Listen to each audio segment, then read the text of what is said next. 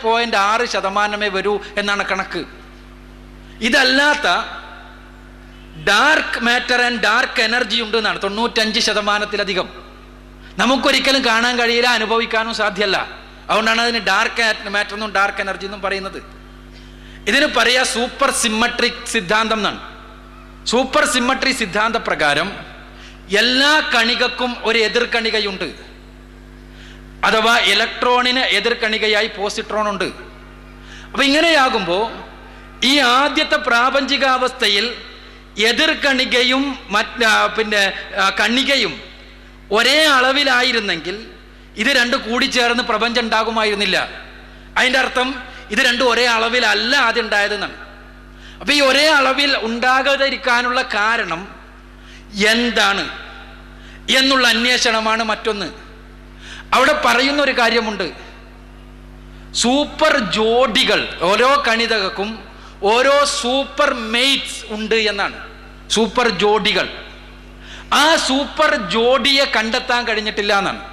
ആ സൂപ്പർ ജോഡിയെ കൂടി കണ്ടെത്താൻ കഴിഞ്ഞാൽ സൂപ്പർ സിമ്മട്രി എന്ന് പറയുന്ന ആ സിമ്മട്രി സിദ്ധാന്തം അംഗീകരിക്കപ്പെടും. അതിനു വേണ്ടിയാണ് വേറൊരു ശ്രമം. സൂപ്പർ ജോഡിയെ കണ്ടെത്തുമ്പോൾ പരിശുദ്ധ ഖുർആൻ പറഞ്ഞ മറ്റൊരു കാര്യത്തിന് കൂടി സാക്ഷ്യമാവുകയാണ്. നമ്മൾ ഇതുവരെ ഈ പദാർത്ഥ ലോകത്തെ എന്തും നോക്കിയപ്പോൾ ആദ്യം ആറ്റത്തിനെ നോക്കിയപ്പോൾ ആറ്റത്തിൽ ഇലക്ട്രോണും പ്രോട്ടോണും ജോഡിയാണെന്ന് മനസ്സിലായി. പ്രോട്ടോൺ നോക്കിയപ്പോൾ കോർക്കും ആൻറ്റി കോർക്കും ജോഡിയാണെന്ന് മനസ്സിലായി. അതേപോലെ തന്നെ ഈ ഇലക്ട്രോൺ നോക്കിയപ്പോൾ ഇലക്ട്രോണിൽ 2 സ്വഭാവങ്ങളെ ജോഡി ചേർത്തിരിക്കുകയാണെന്ന് മനസ്സിലായി. കണികാ സ്വഭാവവും തരംഗ സ്വഭാവവും ലെപ്ട്രോണുകളുടെ ജോഡിയാണെന്ന് മനസ്സിലായി. ഇങ്ങനെ പോയി അതിൻ്റെ ഏറ്റവും അടിസ്ഥാനപരമായ സിമ്മട്രിയിലെത്തുമ്പോൾ അതിലെ ജോഡി കണ്ടെത്താനാണ് ഇപ്പോൾ പരിശ്രമം.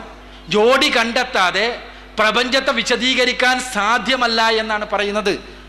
പരിശുദ്ധ ഖുർആൻ പറഞ്ഞല്ലോ, സുബ്ഹാനല്ലദീ ഖലഖൽ അസ്വാജ കുല്ലഹ മിമ്മാ തുംബിത്തുൽ അർദു വമിൻ അൻഫുസിഹിം വമിമ്മാ ലാ യഅലമൂൻ. ഖുർആനിലെ 36-ാമത്തെ അധ്യായം സൂറത്ത് യാസീനിലെ 36-ാമത്തെ വചനം. അള്ളാഹുവിന് സ്തോത്രം, അവനാകുന്നു എല്ലാ വസ്തുക്കളിലും ഖലഖൽ അസ്വാജ കുല്ലഹ, എല്ലാറ്റിലും അസ്വാജിനെ സൃഷ്ടിച്ചത്, ജോഡികളെ സൃഷ്ടിച്ചത്. അത് വളർന്നുണ്ടാകുന്ന സസ്യങ്ങളിലും നിങ്ങളിൽ തന്നെയും നിങ്ങൾക്കറിയാത്ത വസ്തുക്കളിലും ഇപ്പോഴും അറിഞ്ഞിട്ടില്ലാത്ത സൂപ്പർ സിമ്മട്രിയിലും ജോഡിയെ തിരയുകയാണ് വലിയ ആയുധം, വലിയ യന്ത്രമുണ്ടാക്കി നമ്മൾ ചെയ്യുന്നത് എന്നർത്ഥം. അപ്പോൾ ജോഡിയില്ലാതെ, ജോഡിയെ സങ്കല്പിക്കാതെ, ജോഡിയെ കണ്ടെത്താതെ, ഇണകളെ സൗജിനെ കൃത്യമായി നിർവചിക്കാനാകാതെ പ്രപഞ്ചത്തെ നിർവചിക്കാൻ സാധ്യമല്ല എന്നൊരവസ്ഥയിലാണ് ഇപ്പോൾ ശാസ്ത്രലോകം എത്തിയിട്ടുള്ളത്. അത് കണ്ടെത്താൻ വേണ്ടി കൂടിയുള്ള ശ്രമമാണിത് എന്നർത്ഥം. ചുരുക്കത്തിൽ പരിശുദ്ധ ഖുർആൻ പറയുന്ന ആശയങ്ങൾക്ക് റത്ഖാണെങ്കിലും സൗജാണെങ്കിലും ഈ പ്രാപഞ്ചത്തിന്റെ തുടക്കവുമായി ബന്ധപ്പെട്ടുകൊണ്ട് പരിശുദ്ധ ഖുർആൻ പറയുന്ന ആശയങ്ങൾക്ക് ബലം നൽകുക മാത്രമാണ് പുതിയ പഠനങ്ങളും ഗവേഷണങ്ങളും ചെയ്യുന്നത്. ഒന്ന്. രണ്ടാമത്തെ ഒരു പ്രശ്നം, എല്ലാവരും ബേജാറിലാണ്. ഇത് ഒന്നായിട്ട് തകർന്നു പോകുമോ എന്ന് വിചാരിച്ചിട്ട്. ഭൂമി മുഴുവനും തകർന്നു പോകും, പ്രപഞ്ചമാകെ തകരുന്നതാണ്. അതിനും കാരണമുണ്ട്. ഇങ്ങനെ പ്രോട്ടോൺ കൊളൈഡർ സംഭവിക്കുമ്പോൾ, ഹൈഡ്രോണുകൾ കൊളൈഡ് ചെയ്യുമ്പോൾ, കൂട്ടി മുട്ടുമ്പോൾ ചെറിയ ബ്ലാക്ക് ഹോളുകൾ, മൈക്രോ ബ്ലാക്ക് ഹോൾസ് എന്നാ പറയുക, MBH, അഥവാ ചെറിയ സൂക്ഷ്മമായ തമോഗർത്തങ്ങൾ ഉണ്ടാവും. തമോഗർത്തങ്ങളുടെ പ്രത്യേകത എല്ലാം അതിലേക്ക് വലിക്കുന്നു, പ്രകാശമടക്കം ഒന്നിനോ എന്ന് പുറത്തു വരാൻ പറ്റൂല എന്നുള്ളതാണ്. അങ്ങനെ സൂക്ഷ്മ തമോഗർത്തങ്ങൾ ഉണ്ടായാൽ അതുവഴി ഭൂമിയെ തന്നെ അത് വിഴുങ്ങിക്കളയും എന്നുള്ളതാണ് ചില ആളുകൾ ഉന്നയിച്ച സംശയം. യഥാർത്ഥത്തിൽ സൂക്ഷ്മ തമോഗർത്തങ്ങളെ കുറിച്ച് പ്രവചിച്ച സ്റ്റീഫൻ W. ഹോക്കിങ് തന്നെ ആ സൂക്ഷ്മ തമോഗർത്തങ്ങൾ ഉണ്ടായാൽ അത് റേഡിയേഷൻ വഴി ഇല്ലാതെയാകും, ഉടനെ തന്നെ ഇല്ലാതെയാകുമെന്നും പ്രവചിച്ചിട്ടുണ്ട്. അതുകൊണ്ട് തന്നെ അത്തരമൊരു സംഭവം ഉണ്ടാകാൻ സാധ്യതയില്ല എന്നാണ് ശാസ്ത്രജ്ഞന്മാർ മൊത്തത്തിൽ കണക്കൂട്ടുന്നത്. ഏതായിരുന്നാലും 10,000 ശാസ്ത്രജ്ഞന്മാർ അവരുകൂടി മരിച്ചോണൊരു പണിക്ക് കൂട്ടുനിൽക്കൂല എന്ന സമാധാനത്തിന് നമ്മൾക്കും ഇരിക്കാം എന്ന് മാത്രമേ അതിനെക്കുറിച്ച് പറയാൻ പറ്റുള്ളൂ. ഏതായിരുന്നാലും പ്രപഞ്ചത്തെക്കുറിച്ച് കൂടുതൽ പഠിക്കാൻ വേണ്ടി ശ്രമിക്കുമ്പോൾ സൃഷ്ടാവായ തമ്പുരാൻ്റെ അസ്തിത്വവും ഖുർആൻ്റെ അമാനുഷികതയും കൂടുതൽ തെളിയുന്നു എന്നല്ലാതെ അവയെ നിഷേധിക്കുവാനൊരു മാർഗവുമില്ല എന്നുള്ളതാണ് സത്യം. അതാണ് മനസ്സിലാകുന്നത്. എൻ്റെ പേര് ടോം ജോസ്. എൻ്റെ വീട് അങ്കമാലി. ഞാനൊരു റോമൻ കാത്തലിക് വിശ്വാസിയാണ്. ചെറുപ്പത്തിൽ ഞാൻ മുസ്ലിം സമുദായത്തെ ഒരു പേടിയോടുകൂടിയാണ് കണ്ടിരുന്നത്. എനിക്ക് ഗൾഫിൽ വന്നതിന് ശേഷമാണ് മുസ്ലിം സമുദായത്തെ പറ്റി കൂടുതൽ പഠിക്കുവാനും അറിയുവാനും കഴിഞ്ഞു. അപ്പോൾ അങ്ങനെ പഠിക്കുവാൻ ശ്രമിക്കുന്ന സമയത്ത് എൻ്റെ മനസ്സിലെ പല സംശയങ്ങളും ഉരുത്തിരിയുണ്ടായി. ഇപ്പോൾ ചോദിക്കുന്ന ക്വസ്റ്റ്യൻ എന്തെങ്കിലും അപാകതയുണ്ടെങ്കിൽ നിങ്ങൾ ക്ഷമിക്കുമെന്ന് വിശ്വസിക്കുന്നു. 1400 വർഷങ്ങൾക്ക് മുമ്പ് പരിശുദ്ധ ഖുർആൻ നമുക്ക് നൽകപ്പെട്ടപ്പോൾ അറബി പ്രദേശമല്ലാത്ത സ്ഥലങ്ങളിൽ പരിശുദ്ധ ഖുർആൻ എത്രമാത്രം സ്വാധീനിക്കപ്പെട്ടു, ഇതര മതസ്ഥരിൽ എത്രമാത്രം സ്വാധീനിക്കപ്പെട്ടു. അങ്ങനെ സ്വാധീനം കുറഞ്ഞിട്ടുണ്ടെങ്കിൽ അത് അറബി ഭാഷയിൽ മാത്രം ഒതുങ്ങി നിന്നതുകൊണ്ടല്ലേ എന്നാണ് എൻ്റെ ക്വസ്റ്റ്യൻ. അതോടൊപ്പം എനിക്ക് ധാരാളം ഫ്രണ്ട്സുണ്ട്, മുസ്ലിം ഫ്രണ്ട്സുണ്ട്. അവർ നിസ്കരിക്കാറുണ്ട്. അവരെ നിസ്കാര പ്രാർത്ഥനയുടെ അർത്ഥം എന്തെന്ന് ഞാൻ പലപ്പോഴും ചോദിച്ചിട്ടുണ്ട്. പലർക്കും അതിൻ്റെ അർത്ഥം അറിയില്ല. അവർ പറഞ്ഞു തന്നു, അതിനനുസരിച്ച് അവർ ചെല്ലുന്നു. ഇതൊരു പക്ഷേ നമ്മുടെ ഭാഷയിലായിരുന്നെങ്കിൽ അല്ലെങ്കിൽ മലയാളത്തിലായിരുന്നെങ്കിൽ നമ്മൾ അർത്ഥം അറിഞ്ഞ് നന്നായിട്ട് നിസ്കരിക്കുമായിരുന്നില്ലേ? മറ്റുള്ള ഭാഷകളിലേക്ക് എന്തുകൊണ്ട് തർജ്ജമ ചെയ്യപ്പെട്ടില്ല അല്ലെങ്കിൽ സ്വാധീനിച്ചില്ല എന്നാണ് എൻ്റെ ക്വസ്റ്റ്യൻ.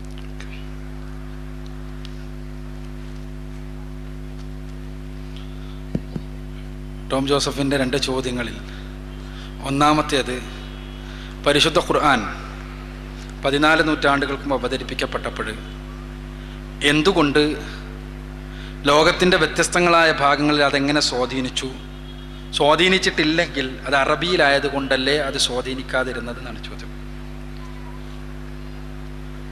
തീർച്ചയായും പരിഗണിക്കപ്പെടേണ്ട ഒരു പ്രശ്നമാണ്. ഒന്നാമതായി, പരിശുദ്ധ ഖുർആൻ പടച്ചവൻ്റെ വചനമാണ്. നമ്മൾ ബൈബിളിനെ പോലെയോ മറ്റെന്തെങ്കിലെ പോലെയോ മനസ്സിലാക്കുന്നത് പോലെയല്ല. ബൈബിളിൽ 66 ആണെങ്കിലും 73 ആണെങ്കിലും പുസ്തകങ്ങളിൽ ഇതെല്ലാം മനുഷ്യരുടെ രചനകളാണ്. ദൈവം അവർ പ്രവർത്തിച്ചു എന്ന് മാത്രമേ വിശ്വാസമുള്ളൂ. ദൈവ നിവേശിതമായി എഴുതപ്പെട്ട ഗ്രന്ഥങ്ങൾ എന്നാണ് ബൈബിളിനെ കുറിച്ചുള്ള പൊതുവായ സങ്കല്പം. ഇതിൽ നിന്ന് വ്യത്യസ്തമായി ഖുർആൻ പടച്ചവൻ നേരിട്ട് മനുഷ്യരോട് സംസാരിച്ചതാണ്.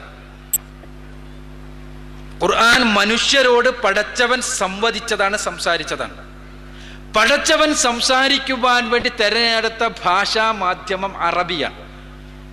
ആ അറബി ഭാഷയിലാണ് മനുഷ്യരോട് പടച്ചവൻ 14 നൂറ്റാണ്ടുകൾക്ക് മുമ്പ് സംസാരിച്ചിട്ടുള്ളത് എന്നർത്ഥം.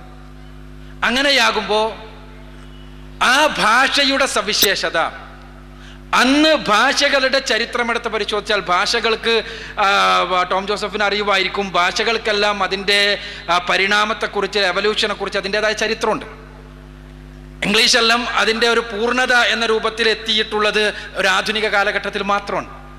അപ്പോൾ ഈ ഭാഷകളുടെ ചരിത്രമെടുത്ത് പരിശോധിക്കുമ്പോൾ 14 നൂറ്റാണ്ടുകൾക്ക് മുമ്പ് പൂർണ്ണ വളർച്ചയെത്തുകയും കായ്ക്കുകയും പുഷ്പിക്കുകയും ചെയ്ത ഭാഷയായിരുന്നു അറബി. ആ അറബി ഭാഷ തന്നെ പടച്ചവൻ തിരഞ്ഞെടുത്തത് അതുകൊണ്ടാകാം. ഏതായിരുന്നാലും ഇങ്ങനെ പടച്ചവൻ സംസാരിച്ച ഭാഷയായ അറബി, ആ അറബി ഭാഷയിൽ ഉള്ള പരിശുദ്ധ ഖുർആനിൻ്റെ സന്ദേശങ്ങൾ ആദ്യമായി ഉൾക്കൊണ്ടതും പ്രയോഗവൽക്കരിച്ചതും റസൂലുള്ളാഹി സ്വല്ലല്ലാഹു അലൈഹി വസല്ലമ തന്നെയാണ്, മുഹമ്മദ് നബി തന്നെയാണ്. അദ്ദേഹത്തിൻ്റെ 23 വർഷ കാലഘട്ടത്തിൽ വ്യത്യസ്തങ്ങളായ സാഹചര്യങ്ങളിൽ പരിശുദ്ധ ഖുർആൻ അവതരിപ്പിക്കപ്പെട്ടപ്പോൾ അത് ആദ്യമായി അദ്ദേഹം പ്രയോഗവൽക്കരിച്ചു. അത് പ്രയോഗവൽക്കരിക്കുന്ന ഒരു സമൂഹത്തെ അദ്ദേഹം സജ്ജമാക്കി. 23 വർഷം കഴിഞ്ഞപ്പോഴേക്ക് ഒരു സമൂഹം പൂർണ്ണമായും സജ്ജമായിരുന്നു, ഖുർആനിൻ്റെ ജീവിക്കുന്ന ഉദാഹരണങ്ങളായി. ഖുർആൻ അവരുടെ ജീവിതമായിരുന്നു. അവർ ഖുർആൻ പഠിക്കുകയും ഖുർആന്റെ സന്ദേശങ്ങൾ മറ്റുള്ളവർക്ക് പറഞ്ഞു കൊടുക്കുകയും മാത്രമല്ല ചെയ്തത്, ഖുർആൻ അനുസരിച്ച് ജീവിച്ച് ലോകത്തിന് മാതൃകയാവുകയാണ്. അവരെ ചൂണ്ടിക്കൊണ്ടാണ് ഖുർആൻ പറഞ്ഞത്, കുന്തും ഖൈറ ഉമ്മ ഉഖ്രിജത് ലിന്നാസ് തഅമുറൂന ബിൽ മഅറൂഫി വതൻഹൗന അനിൽ മുൻകരി വതുഅ്മിനൂന ബില്ലാഹി എന്ന്. അഥവാ നിങ്ങളാണ് ഉത്തമ സമുദായം, മനുഷ്യർക്ക് വേണ്ടി ഉയർപ്പിക്കപ്പെട്ടവർ. നിങ്ങൾ സദാചാരം കൽപ്പിക്കുന്നു, ദുരാചാരത്തിൽ നിന്ന് വിലക്കുന്നു, അള്ളാഹുവിൽ വിശ്വസിക്കുന്നു. അപ്പോ ഈ മനുഷ്യ